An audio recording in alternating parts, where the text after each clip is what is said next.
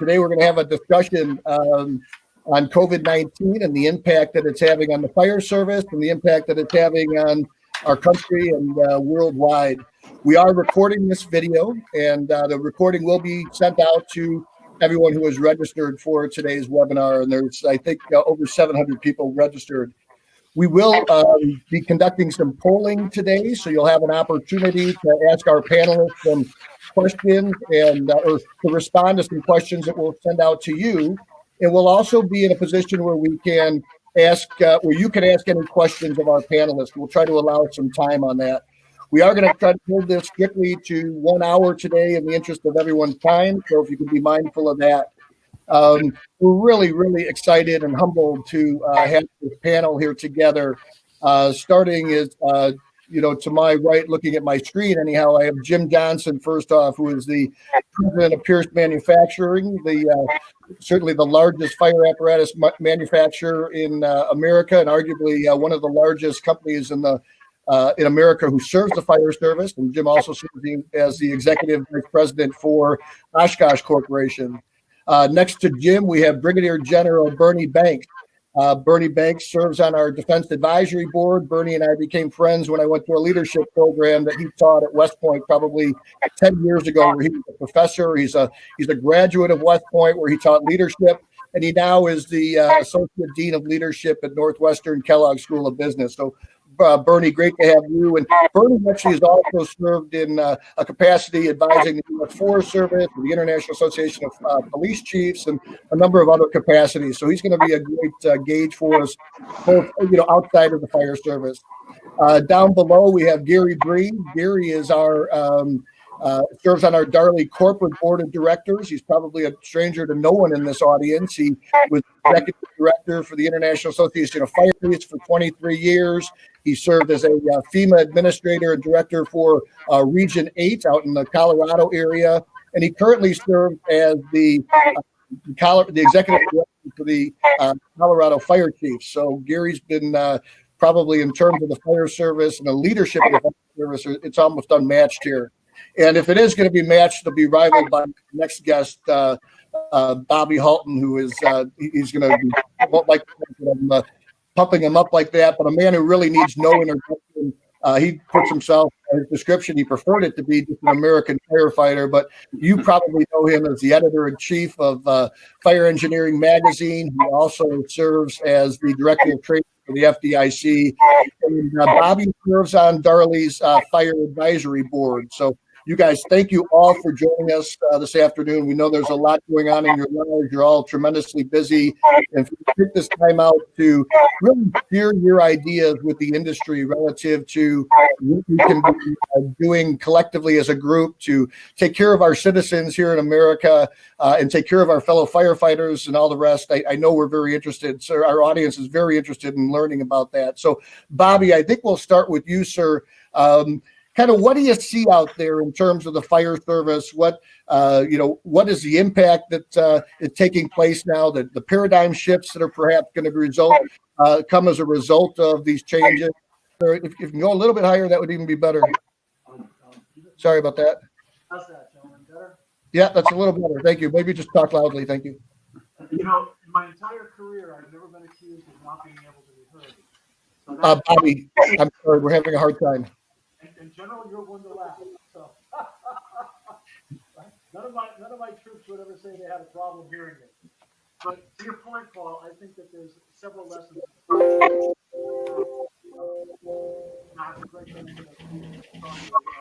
Chief officers, Metro, still bad.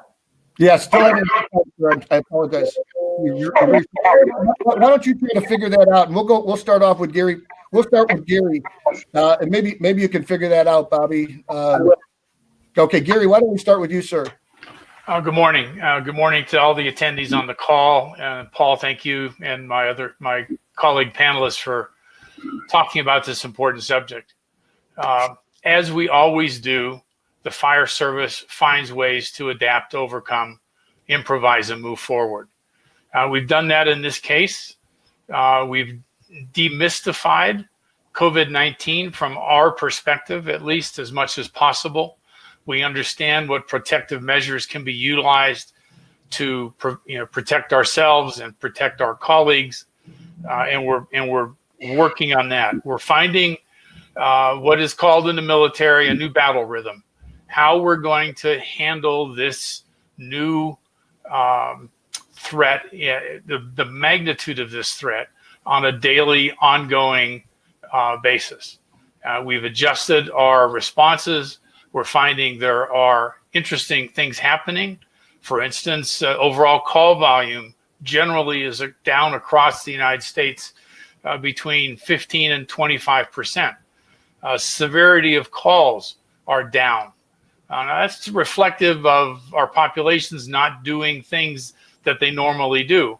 And I think as we begin exploring the reopening of economies across the country, we're going to see generally the call volumes that we had prior to COVID beginning to increase. And then COVID becomes an additional thing we're going to have to deal with in addition to normal call volumes. Medical calls are generally down. Myocardial infarctions across the board, we're understanding, are down about 30%. But unit utilization time, meaning the time units are out of service because they're on a call, is increasing. So the call volume's down, the number of serious calls are down, the units are being engaged for longer periods of time, and we're adjusting to the new normal. So with that, Paul, I'll end. And Bobby, if you're back on, I'll flip it back over to you. Well, thank you, Gary. Is this better? Yeah, it's much better. Much better. Oh, outstanding. I'll drop into my Madonna persona. And so I apologize, Gary. I didn't hear much of you say. I hope I don't reiterate much of it. Lately, in conversations with a lot of the Metro chiefs, mostly in the procurement area and several in the operations area, in most recent days, I'll just give you a brief update on what I'm seeing. We're seeing the transition to the demob phase, which doesn't mean that anyone has completely shut down their operations, but they've scaled back most operations fairly dramatically in terms of the EOC activities. I met with several members of local emergency management agencies, and in terms of the crisis phase, they have kind of made that transition, right? Procurement of PPE seems to be stabilized and is declining in some of the northeastern areas. Still some places trying to procure some of that. So that is still some ongoing thought there. A lot of thought being put into processing forward, and a lot of people looking at modeling. And so there's been a lot of talk about the Peters-Gelman model, which is somewhat different than some of the more normal Gaussian statistic modeling that folks were using early on. So they're looking at that in terms of what the future may mean in terms of actually having to have, that's not a good idea to have massive quantities of PPE and medical PPE specifically available. And I know Paul's going to talk more to that in a moment, but that there may be some, we may be transitioning to a more less crisis phase and more of a moderation phase, more of a mitigation phase, which I think is excellent. So we're dropping back into the readiness phase. The one thing that is interesting is call volumes decreased for the more normal activities, if you will, car accidents, fires. And what we are doing in several of our major cities is one of the things we know from power outages and such, when we take down the grid and when we take down activity, restaurant fires just boom. When they fire things back up, we're going out on gas leaks. It's just part of the process. So in your metros, your Baltimores, your Phillies, your New York Cities, a lot of that activity is starting. Gas meters, we're looking for, to make sure we have that type of activity ready, because as these folks start to reopen, remember, we enter a new phase of necessity. In terms of looking at what happened with our infrastructure, Yogi Berra, I love to quote Yogi Berra, and I think that some of the most brilliant things ever said were said by Yogi and Will Rogers. The future's hard. It's hard to predict, especially the future. That's a Yogi. And he also said that they tell me that in theory it should work in practice, but in practice it doesn't. So very interesting guy. So what we're doing in the fire service, I think right now, is really what we've always done, right? We're preparing for the absolute worst, and we're maintaining that vigilance. But at the same time, we're moving back into a more normal. A lot of places that had changed their scheduling in order to get ready for the surge that had been anticipated have now dropped that back into regular scheduling. Some of the anticipatory things we're doing with our union departments and negotiations is obviously looking at budget, and even in our volunteer places, looking at how is the impact going to have. And obviously budgets, depending on where you live, your budget's January, it's June, or whatever it is. So depending on that cycle, people are in different areas, but everyone is assuming that there's going to be somewhat of a modification due to the tremendous loss of revenue that we've just experienced and we continue to experience. So that's happening. So, and the other thing that's happening is that we are looking at all the different modalities for testing that are going on, and the fire service is lending a great hand in many communities to facilitating that testing. But at the same time, that testing is being evaluated as to its efficacy and what it's going to mean in terms of the modeling. So there's some great stuff coming out of the, can't remember the hospital out of Michigan, where that doc is doing some long-term testing on the blood pathogens and how long that's sustainable and what that really means about viral protection, which will be important to first responders, because just because you had it, it may not mean that you're immune to it. So we need to get that understanding wrapped into our systems moving forward. So we're looking at that. So there's a lot of moving parts. It's a dynamically complex problem. And I think the best sense of it is that what we're going to see is that there's an old saying from the Bible that this says, good times create weak people create hard times, and hard times create strong people. And I think what you're seeing now is that some really strong people are stepping forward. Obviously, people like Jim and Paul as industry leaders, and the General and Garry as thought leaders, and folks that help us to crystallize our experience. I think one of the things that people are trying to do now is the capture, right? In the fog of war, as the General can speak to, you're doing, all of it with the best of intention. And as we learned from, Dr. Klein and then Dr. Decker and Dr. Woods, the rationality principle is always there, as is in warfare. We think it's going to work, and sometimes it doesn't. So I think the fire service is not upset with any of the decisions made. They don't think it was an overreaction. I think that mankind has survived for the 10,000 years we've been around because we do overreact. And it's always better to overreact than underreact, because if you underreact, you're a footnote in history. If you overreact, people can yell at you for overreacting, but you're still here. So I'm all in favor of overreaction. Big fan of overreaction. So we're right there. We're kind of we were at the beginning of the beginning about 4 weeks ago. We hit the middle about 2 or 3 weeks ago.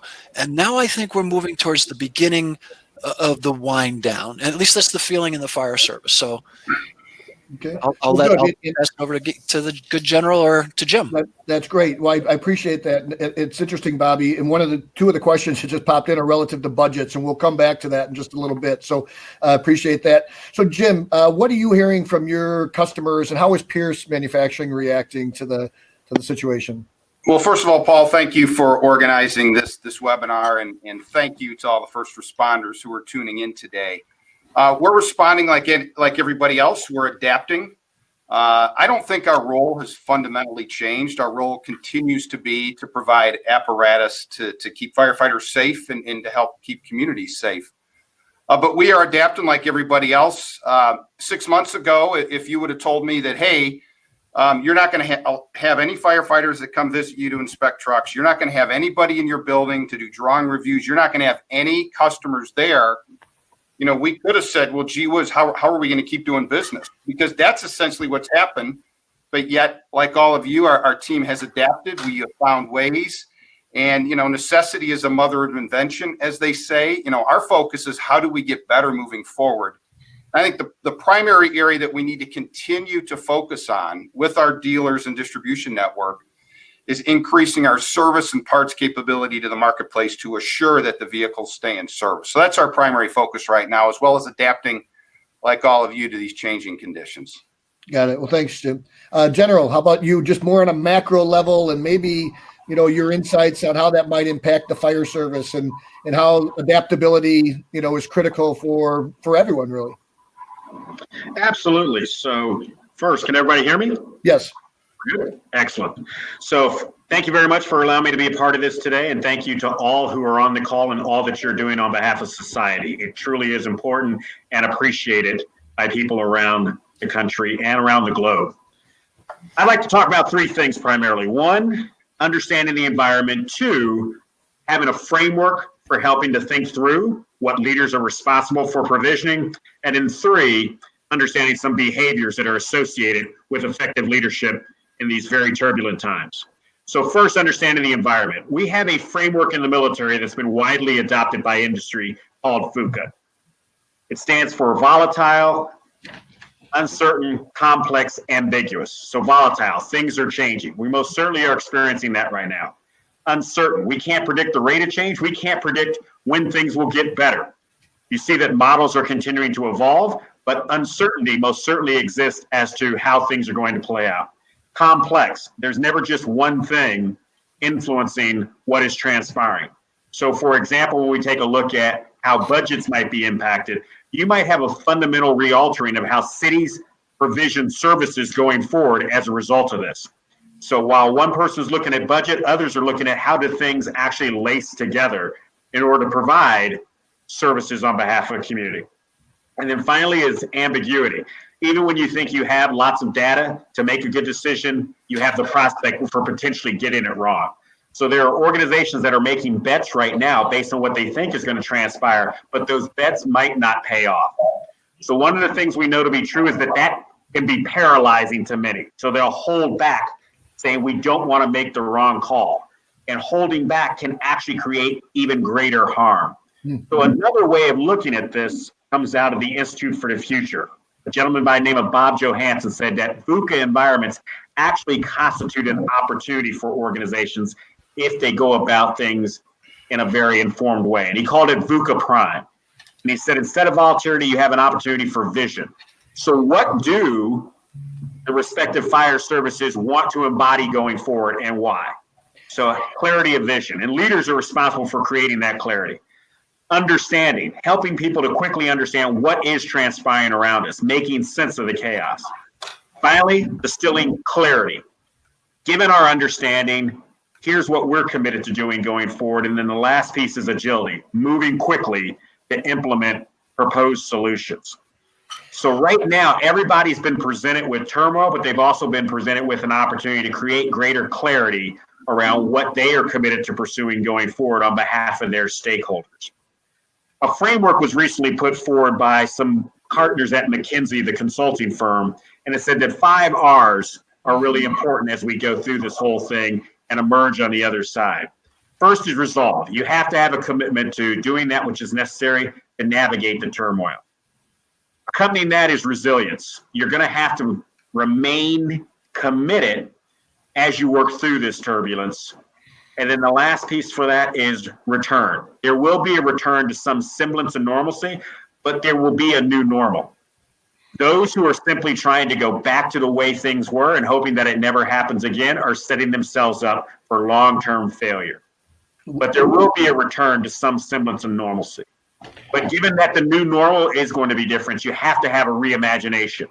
What are we going to learn from this? How are we going to transform ourselves to create greater capability? And then the last piece is this notion of reform.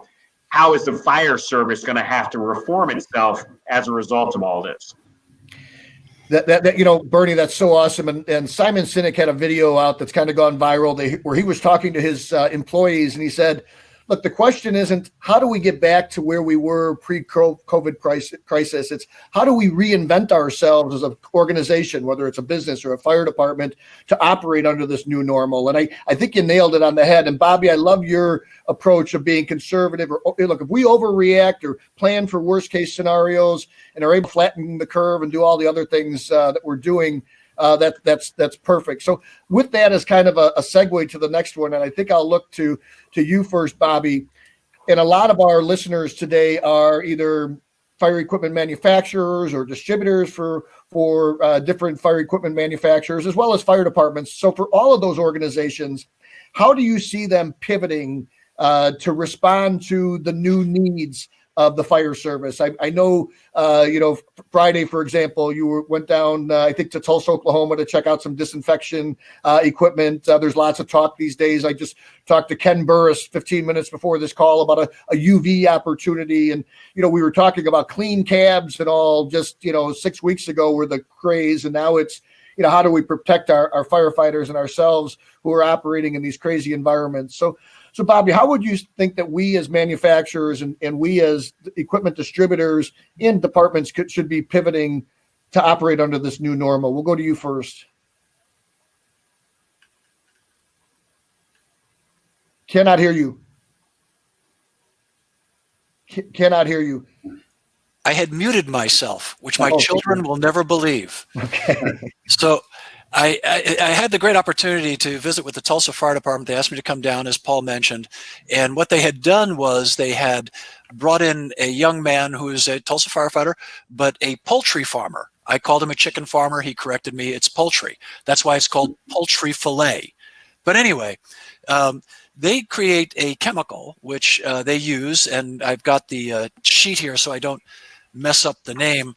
But it's basically called hypochloric acid, and it's a low-grade acid that kills viruses and bacteria on surfaces, and it's used in the poultry and the pork industry and many other places. But they make it with salt water and electricity, and it can be put into any of your electrostatic sprayers.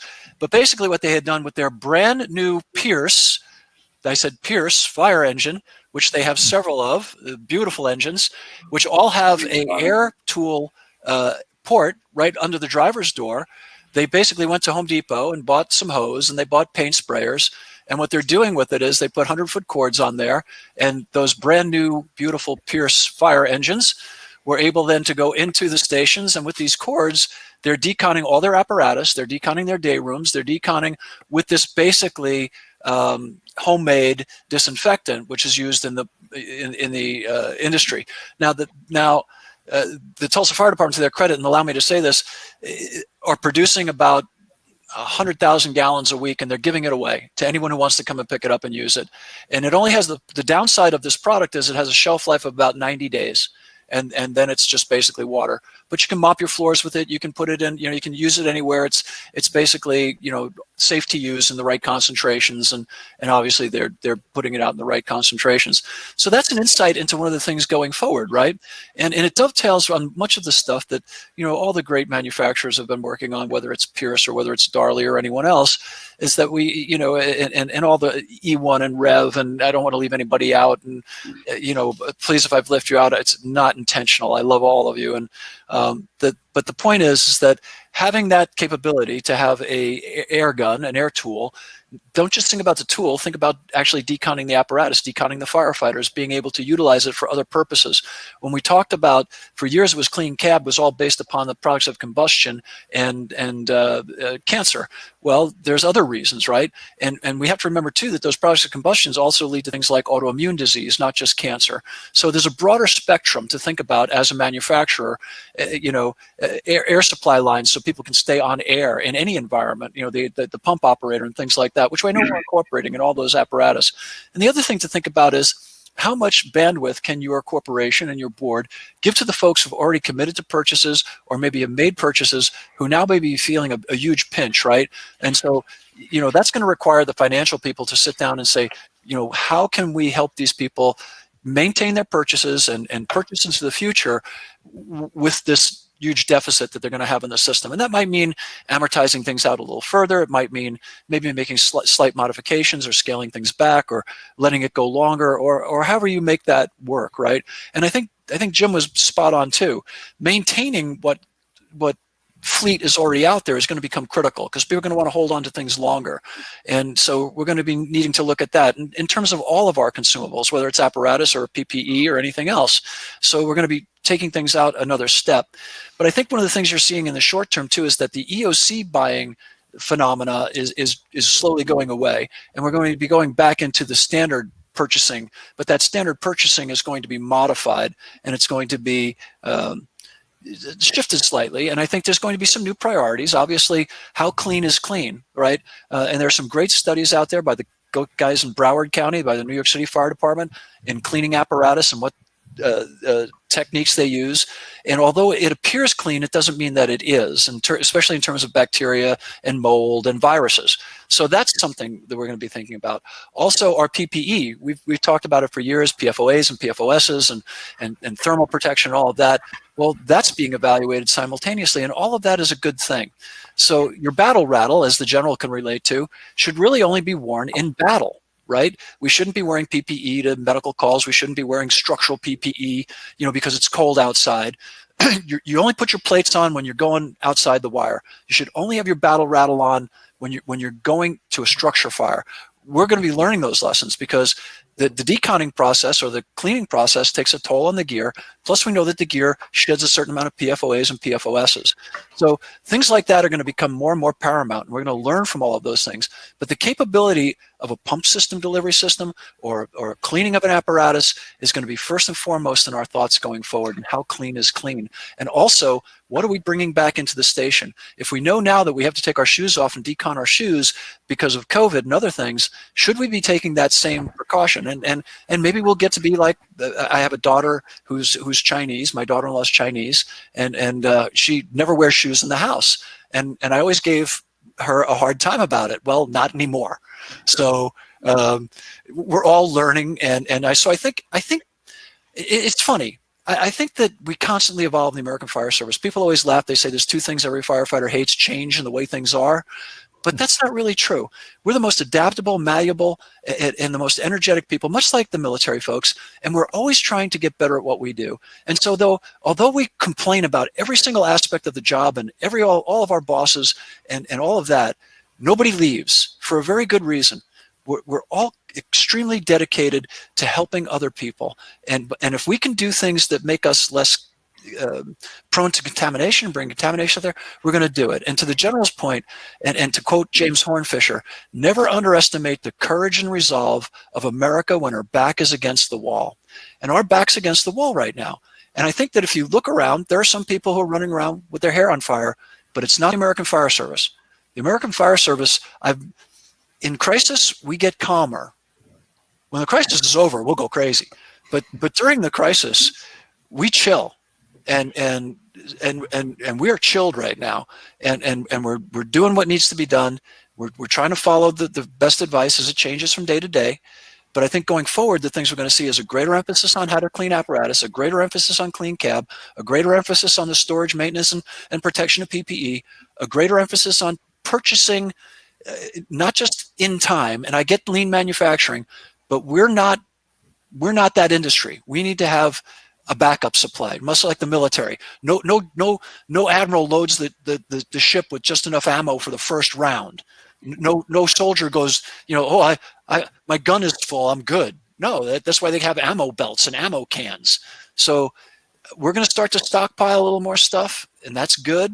And I think we're going to be asking all of our manufacturer friends for a little more consideration and a little more leeway in our purchasing timeframes and systems. That's great. Garry, we're right at the halfway point. Anything for you to add relative to pivoting? I know you've got a lot of, Bobby covered a lot of area there, but I know you've got some great insights there, particularly in the wildland. One of the questions that just came in was, do people see money being diverted from the wildland budgets to PPE for the COVID response? If you could maybe comment on that and weave that into your response, would be great. Thank you. Sure. From a fire service leadership perspective, one of the responsibilities that leaders have, and it's all the way down to a company officer, have is to look at failure points and identify failure points. Well, we've identified a significant number of failure points in our response to COVID. And one of them, as Bobby noted, is the lack of appropriate PPE for a sustainable burn time, meaning that how long can we maintain it? The other one that really concerns me is that I see it across the country, and that is fire departments have been generally left to their own devices to find the materials that they need to protect their firefighters, whether it's PPE, the mask glove ensemble, or whether it's rapid testing. This is not quite, but very close to being a free-for-all. And we're competing one fire department's how fast can they dial against somebody else's logistics officer who's trying to dial the same number and get there faster. That's very discouraging to me to watch that the big departments seem to have what they generally need, and generalizations are really bad. And the smaller departments are the ones that seem to be struggling to get appropriate PPE testing done in an appropriate time and things like that. So we've got a lot of self-introspection to come out of this with. And unlike the military, we do not have unifying doctrine across the country. We don't have the points that, Bernie, you were making that are clearly taught in all of our fire service classes across the country. And those things present us with significant challenges at times like this. For instance, fire departments that are doing EMS have been in a shortage situation for saline, for Narcan, and for epinephrine. And now they may or may not be related to the current COVID crisis. I mean, as far as utilization, but they may be. The fact is, again, we're having to source that stuff ourselves. And as we've heard, fire departments have done that, in particular on N95 masks, and then have those mass shipments diverted midstream by the federal government to someplace else. And then we're left up with what the leftovers are. My concern is we're, as I stated at the beginning, we found a new rhythm, operational rhythm, and we'll maintain that. The problem is, how long can we maintain it? Because the numbers that I'm seeing, I just saw on a call prior to this call, that we're going to be dealing with this well into 2021. So it's not just the immediacy, it's the sustainability and the impact that's going to have. And we all seen the graphs and, flattening the curve and all those other new terms that we've not heard before. But the reality is, fire departments have to operate like any other business. They have staffing costs, they have operational costs, and they have discretionary costs. And what we're seeing is the discretionary costs are, in fact, being either slowed or eliminated. And that concerns me in the long run. What are we hurting ourselves by not doing now that we should be doing to prepare for normal operations in the future? So I'll stop there, Paul. And great, Gary. That's spot on. But with respect to that wildland question, do you see a diversion of funds, or I know the wildland season is now all 12 months, but we're really heading into the crux of it now. You want to comment on that briefly? What we see is not so much a diversion of funds. The concern is the operations that are going to go on. And the way we normally aggressively attack hard, heavy, fast, developing wildfires. Mutual aid is a question. Do I have enough personnel to send? Do I want to send the personnel to an unsecured environment that everybody may not be operating with the same PPE that I'm operating with? And, some decisions have been made already at the federal level where VLOTs, the very large air tankers, we've already been told that if they're going to go back to their home bases every night. So if we bring a VLOT in from the East Coast to fight fires on the West Coast, the way the order had been issued, that aircraft has to fly back to its base on the East Coast to overnight there because they're unsure of the accommodations in the target area where they're trying to drop their loads. Okay. So we're concerned for what we see coming, and then what happens when we ask for evacuations or order evacuations operationally, and people where do we evacuate them to? Because the large centers that we have right now in Colorado in particular are being converted to potential temporary hospitals. Okay. So lots of questions about the wildfire season. All right, good. And Jim, this next one's for you, and it still stay on the pivoting thing on how Pierce is pivoting, but we just had a question come in asking, how has the affected bid, build, delivery process changed? And if so, do you expect this to continue on beyond the second quarter into the fourth quarter, perhaps? Will truck purchases continue, increase, or fall? So we'll come back to that budget issue in just a few moments. But can you talk a little bit about maybe what you're seeing on the bid and how Pierce is pivoting on the bid process and the delivery process and some of those other things? Sure. As I mentioned earlier, we're learning to adapt. We are still inspecting trucks and delivering trucks, working with our dealers and internal personnel and our customers to provide them their apparatus in any creative way possible. And there's no one size fits all. There's not an instant solution that says, okay, if our customers can't come in, here's exactly what we're going to do. We're working on it on a case by case basis.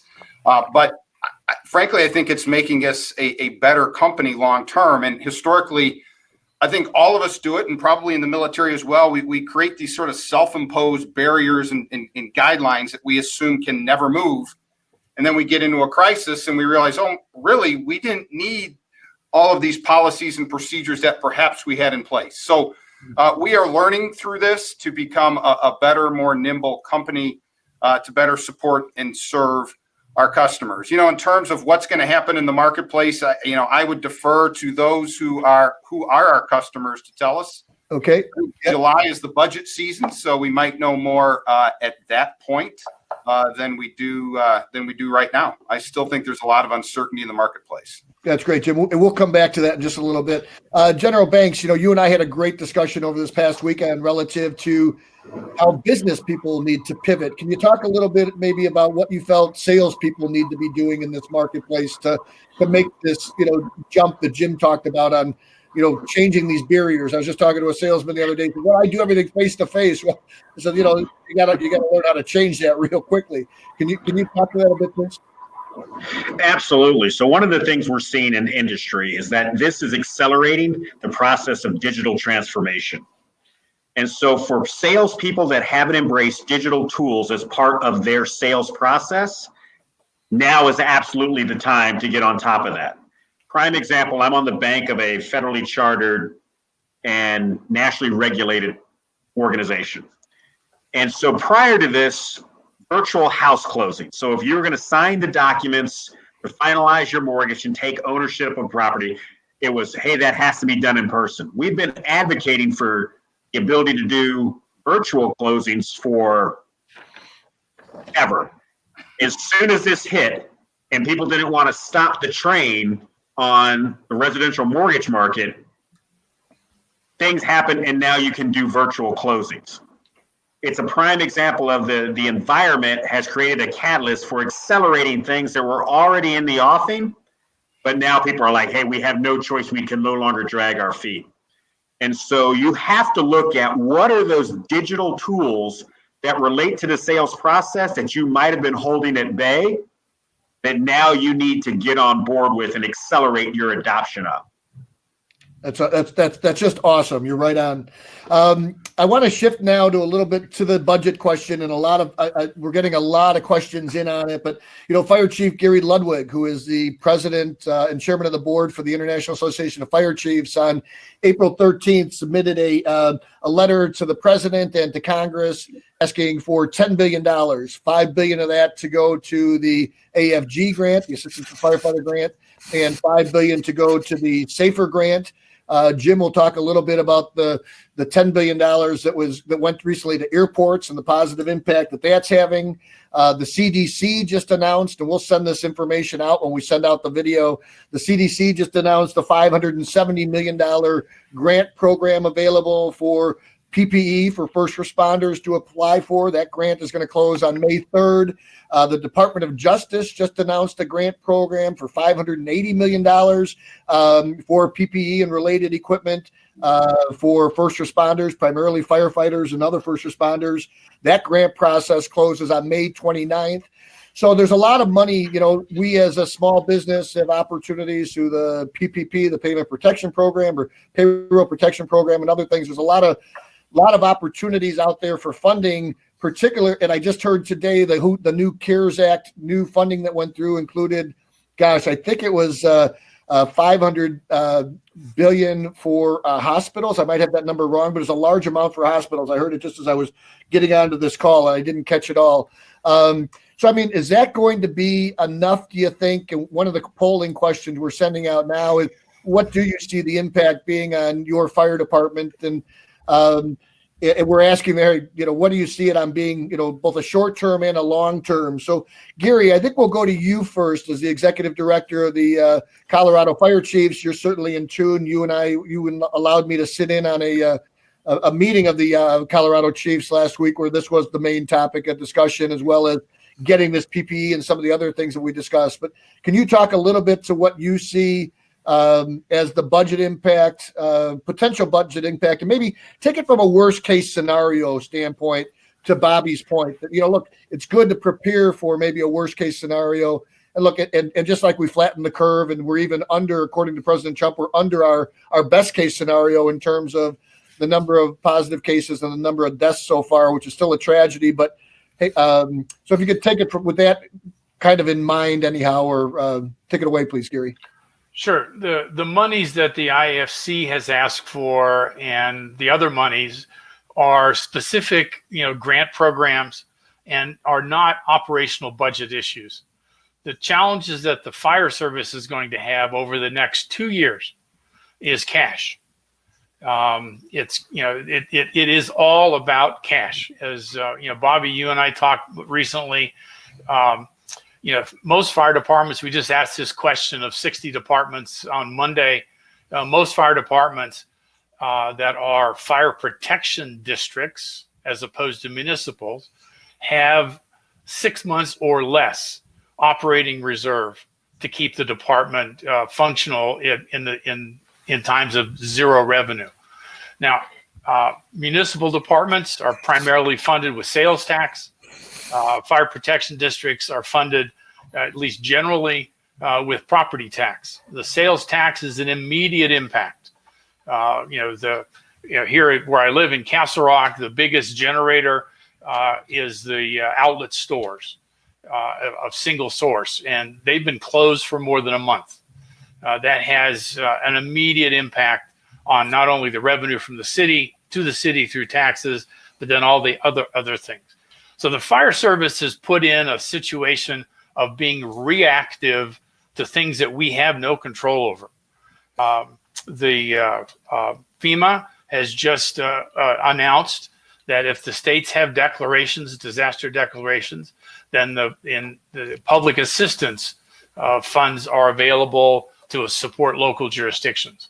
But that comes with a whole bunch of accounting, processes to go along with it. But it begins addressing the question of operational expenses. The money we have set aside for capital and capital expenses, replacement expenses, and that is out of one. It's all out of one budget, but it's designated. We may very well wind up putting staffing as a priority, and then eliminating all of these other categories that do not contribute to having firefighters on the street and responding, to incidents. And that's going to be the way it's going to be for the next 18 months to 2 years.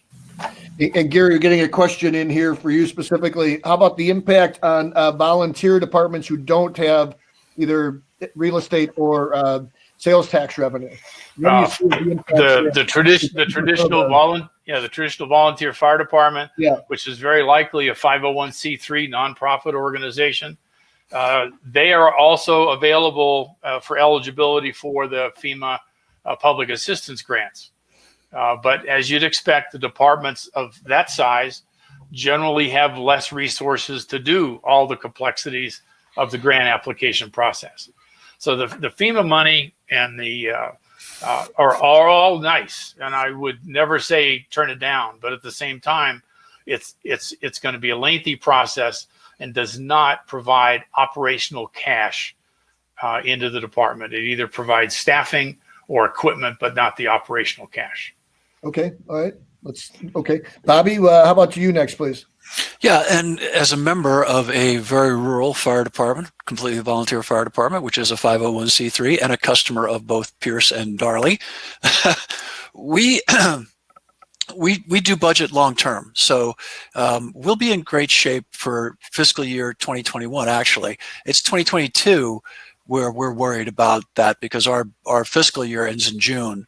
So the monies we'd be pulling in now would be our 2021 money. So that's where we're going to be looking at our concerns in that regard. The CDC money for PPE is up there. It's for medical PPE. Obviously, it's mostly for the facilities, but the fire service clearly can take advantage of that. I think that the ISC letter was so.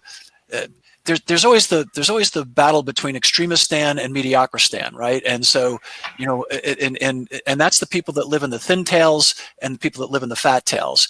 And people that live in the thin tails of a mathematical, if you go back to your quant math or your late term physics math, the thin tails will give you where the lemmings are going over the cliff. The fat tails will tell you why. And so, you know, we're starting to look at some of the information that came in, and as a founding member of the Center for Advanced Hindsight Bias, I'll be able to tell you in a few weeks exactly what you should have done today.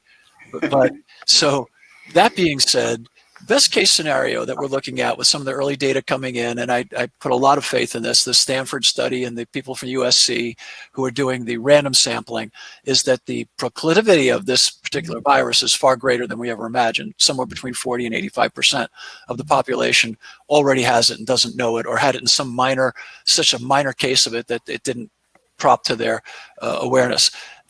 The specificity of it, where it attacks the elderly, the people with autoimmune compromise, the obese, is particularly interesting and terrifying. And we'll know more about that down the road, right? And fitting into at least two of those three categories, being autoimmune compromised from cancer and being elderly, I find it fascinating. But so we're going to learn more about the actual epidemiology of this and etiology of this as time goes on. That is going to guide a lot of what happens in terms of distance learning and activities and sports and all of that, right?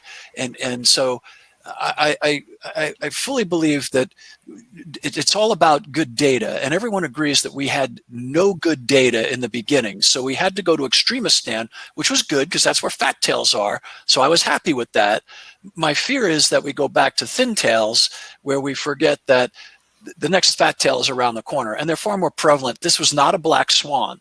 This was absolutely predictable, right? So if people who call it a black swan don't understand Taleb, and you'll get him really angry if you call it one, because if you look back to his work in 2007, when people wanted to talk about economic collapse and all that, no, he wanted to talk about pandemics. So that being said, you have to also remember that we're living in a dynamically complex environment. And what's interesting about it is that two things happen there, is that the drone of what's popular can sometimes drone out what's necessary. And so a lot of people kept saying shelter in place and keep people in their homes, which if you look at all of these studies into health and wellness is exactly the wrong thing to do. It should have been go out to your parks, get out in the fresh air. If you look at the hospitals that were outdoor hospitals during the 1918 pandemic, they did the very best. Viruses in the open dissipate much more quickly. So we got a lot of direction, all of it with the best of intention, that was absolutely wrong. And so rather than predict what's going to be absolutely wrong going forward, I would say that prepare for really devastating effects, but also be there to support the growth and the activity that's going to drive the engines of America forward. Be part of that resolve and courage. In other words, we should be looking at making Pierce apparatus and Darley pumps and all the PPE as available and ready as possible, with the utmost belief that there's going to be a resurgence in volunteerism, and there will be. People want to do good and bring these communities back. There's going to be a resurgence in contribution. There's going to be agencies. I took a haircut, not literal haircut, but I took a pay haircut. Everyone in my corporation did, more than willingly. The fire service is going to do the same thing. The police department is going to do the same thing. No American, we all have skin in the game. in this instance. There's no one who doesn't have skin in the game here. That's the difference. And the general can tell you, the general was at war for the last 18 years. America was at the mall. And I'm a Blue Star parent and a parent of a child who didn't come home completely as we sent them out there. So, and I'm proud of that. I'm proud of our service. And I think America's going to be proud of this moment. And they're going to be even more proud of the way we move this forward. You haven't seen anything yet.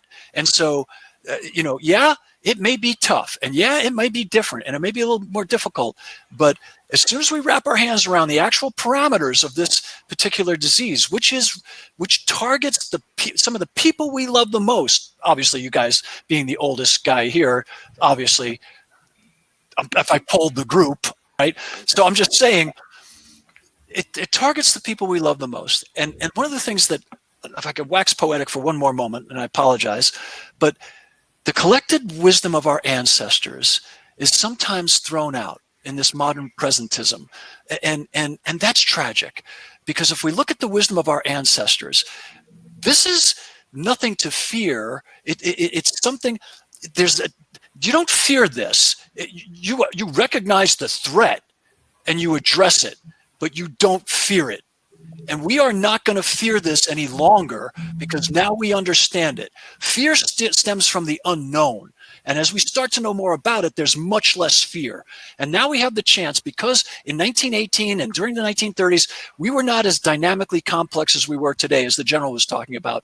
And everything's asymmetrical. And it's no longer a linear progression from this to this to this. It's here to here to here to here to here. And with corporations like Pierce and Darley and all the other fantastic organizations that support the American Fire Service, I predict, and I could almost guarantee, that we will surpass where we were 4 months ago within the next 24 months. In terms the stock market, or just in terms of what? We're going to surpass it, what? In terms of the economy?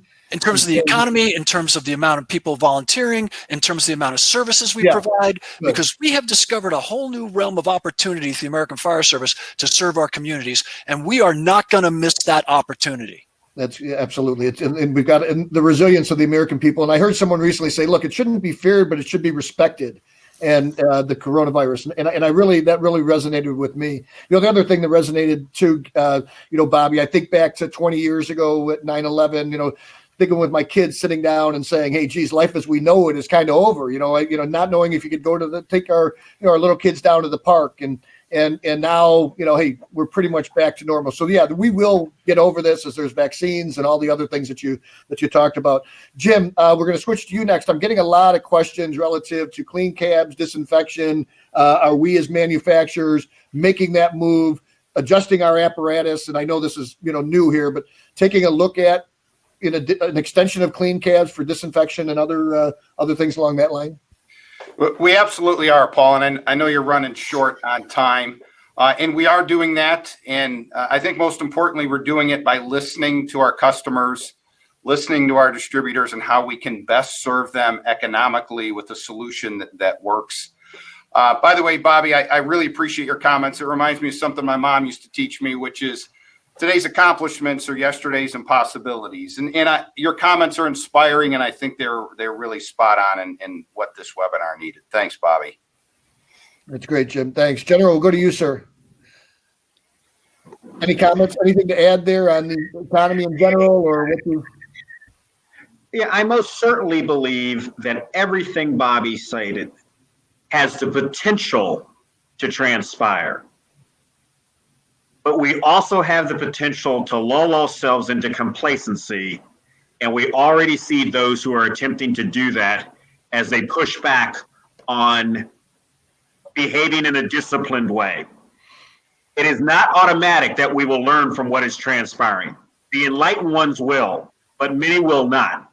Now is the time for leadership. You can't just say, what will it take to get back to the way things were? You have to ask yourself, what will it take to create something that's even better tomorrow? And so everybody, that's on all of us to think critically about how we advance that charter.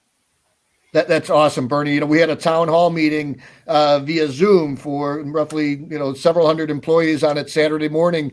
My main message was complacency is the enemy here.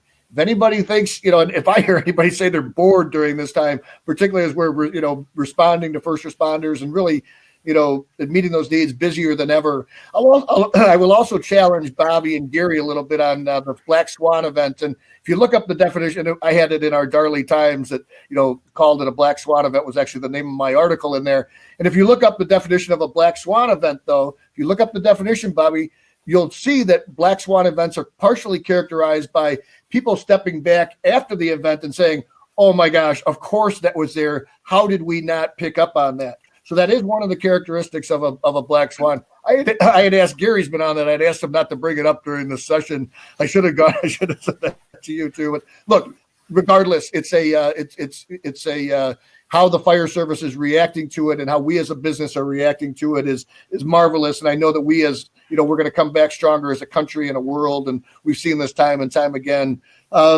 We've got about 2 minutes here. Why don't we just kind of do a round robin on, and Jim, I think we'll start with you. Just any thoughts on, what we as a industry can be doing to support our communities that we serve. We as industry can be doing to support those firefighters. I'd love to see the initiatives that Oshkosh companies are taking, Jim, in terms of, the storm has passed. I'm trying to remember the lady who made that. Every storm runs out of rain, I think is the great video. And I'm trying to remember the woman leader who said that, I think back in the 50s or whatever. She was an activist, but great stuff. But we've got a couple of minutes. Any thoughts or parting word for our folks who are listening in today that on any topic that you'd like to share? I think I'd just go back and reiterate something I said earlier, which is we need to use this as an opportunity to get better and to dismiss the notions and norms that we assume to be a constant or a barrier in the past. Now is the time to break those norms, to break those assumptions, to break those crutches, so to speak. And we don't do that thinking that we have all the answers. The answers, I'm convinced, are to all of these questions are on this panel and out in the audience. And the only way we get to those answers is by humbly serving each other and listening with a humble ear to better understand one other's perspective and from an apparatus manufacturer's perspective, how we can better serve our customers and the industry to keep firefighters safer from threats seen like at the fire scene and unseen like these biohazards and carcinogen threats. Great stuff. General, we'll go to you next, sir. Yeah, I would just add to that. Think of now that the world has provided us an opportunity to get reps that matter. So the way you grow a muscle is by tearing it. Tear it too little, it doesn't get any stronger. Tear it too much, irreparable harm. Tear it the right way, and the fibers grow back stronger. Right now, we have an opportunity to get some meaningful reps. Don't waste them. A crisis is a terrible thing to waste, as we keep hearing from folks. That's very good. Appreciate that. Gary, to you, please, sir. Yeah, I'd like to make a couple of closing comments. One is do not let your guard down as far as phishing and ransomware. Those have been reported by the FBI as up more than 4,000% during this time. So just mark that as something we need to pay attention to moving forward.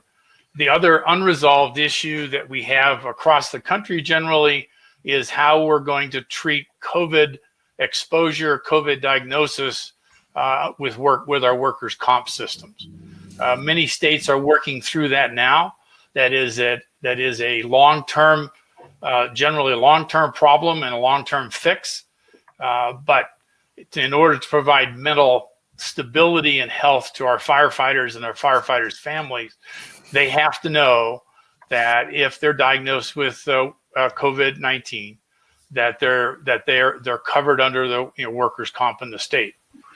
The other thing is we've alluded to it, and that is the importance of communications.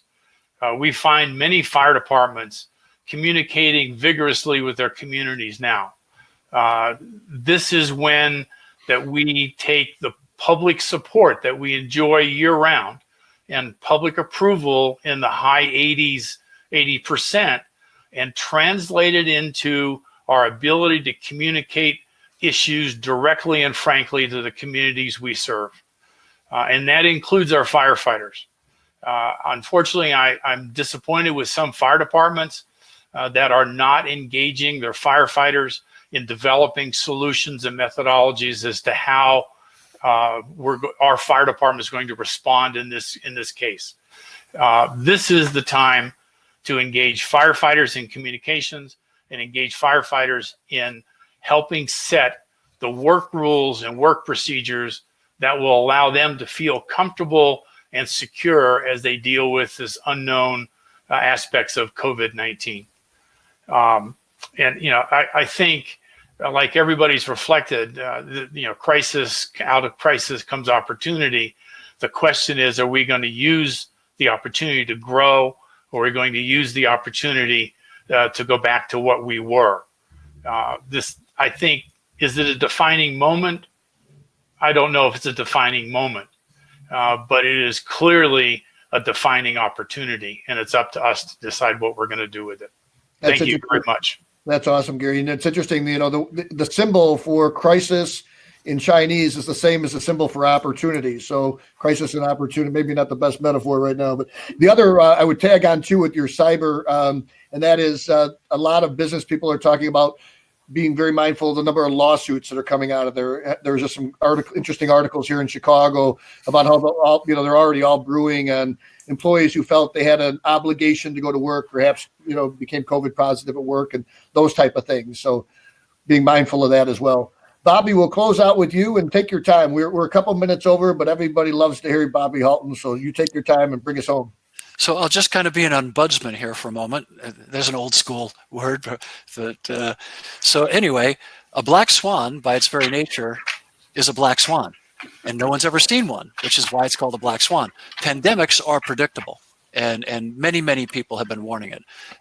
If you read Rumsfeld's knowns, unknowns, and I believe, and then the unknown unknowns, he kind of goes on a little bit about there. I think that to Gary's point, and to your point where you brought the Naomi Klein who wrote Shock Doctrine, that's where that never let a crisis go to waste comes from. But it was not in a positive sense. In other words, there'll be crisis opportunists who will try to impose ideologies, doctrines, all kinds of things that one should, again, and I always fall back on the wisdom of our ancestors, fall back on the wisdom of your ancestors. Be careful about people who want to push those types of things. And the other thing, to be an ombudsman on Gary, does that mean that my uncle in Zimbabwe, I didn't inherit? I don't have to send him 25 grand to get that 5 million that he said they have for me in the bank? And that ruins my whole retirement plan.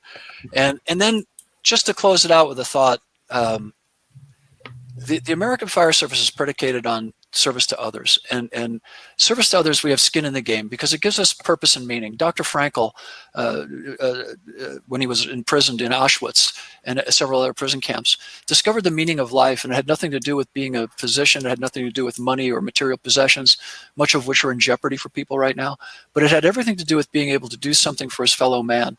And that's what gave him purpose. And what gave him purpose was giving others purpose. So maintaining great corporations that can keep people employed. And to Gary's point, making sure that you do what you can to support those local businesses that are out there as a member of the American Fire Service, and let them know that you're grateful for them, whether it's the grocery store or the coffee shop or whatever it is. That's the engine. And to that point, you can't go back. Unlike Dorothy and unlike Mr. Peabody and Sherman and the Wayback Machine, you can't go back. We will never go back. Americans, it's difficult to say that we learn from the experience of others. I have a friend named Mike Collado. I hope he doesn't mind me mentioning him. But every 2 or 3 years, he finds some lady he really doesn't like, and he buys her a house after he marries her. So sometimes it's difficult to say that we learn from our own experience. But the American Fire Service has never suffered from that dilemma. The American Fire Service has continuously evolved. It has continuously embraced things. We were the leader in incident command. We were the leader in so many things. And we always will be the tip of the spear in terms of representing the very best in American society. We have no authority over anyone, and everything we do is by our own volition and voluntarily. whether it's responding to fires, whether it's going to EMS calls, and it's for very little reward. And it always has been for very little reward. I don't know a single rich fireman, which probably goes more to our banking capabilities than our pay, but I don't know a single rich fireman really. So we're never going to go back. We're going to get through this, and we're going to be fine. And in the long term, basically because we are the inheritors of such an incredible blessing, the providence that this nation's been shown, the wisdom that it was founded on, the integrity that the American Fire Service has. If you look at Ben Franklin, pick up Ben Franklin's Book of Virtues right now, flip through that, read what Ben Franklin thought about how this nation should work and how we should relate to one another. And bear in mind what he said as he left the Constitutional Convention: a republic, if you can keep it. And the American Fire Service, every firefighter on day one raises his hand to support and defend the Constitution of the United States. So help me God. And that's the first thing we swear to. And everything else flows from that. For God and country, pro Dio e pietra. That is where we're at. And I think that right now, more than ever, we need to take that home. We need to keep working. As the general said, don't for 1 minute let your guard down. Not for 1 minute. Because the second you think we're good, yeah. That's why the Yankees win. Because you could be down by 6 runs in October in the 9th inning, and there's a guy like Jim Lawrence who comes to the plate, and hey, baby, it's another ring. Unlike you other guys in Boston and other places that occasionally win, but not consistently. So I had to throw that out there. All right, you're saying that. Thank you, and thanks for having me, Paul. God bless. Yeah, you bet. Well, you guys, thank you to all of you. We're going to end on that note, and that's very inspirational. And you guys, thank you all for your contribution to the fire service, for being a part of this today, and it means a ton. Maybe we'll be able to get you back at another point, but thank you so very much, and God bless you. Thank you very much. Have a wonderful day. Bye.